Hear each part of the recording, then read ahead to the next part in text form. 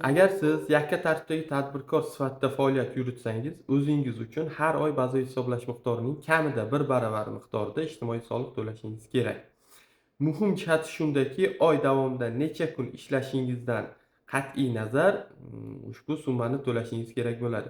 Faoliyat yuritgan oy uchun ijtimoiy soliq to'lanadi. To'lov muddati tadbirkorlik faoliyati amalga oshirilgan oydan keyingi oyning 15-sanasigacha. Yangi ro'yxatdan o'tgan yakka tartibdagi tadbirkorlar esa ijtimoiy soliqni davlat ro'yxatidan o'tgan oy emas, balki keyingi oydan boshlab to'laydi. Yana bir muhim masala, agar sizda xodimlar bo'lsa, faqat o'zingiz uchun ijtimoiy soliq to'lashingiz o'zi yetarli emas. Xodimlar uchun ham ijtimoiy soliq va jismoniy shaxslardan olinadigan daromad solig'i bo'yicha hisobotlarni o'z vaqtida topshirishingiz shart. Agar xodimlar bo'lmasa, o'zingiz uchun ijtimoiy soliq hisobotini topshirish talab etilmaydi.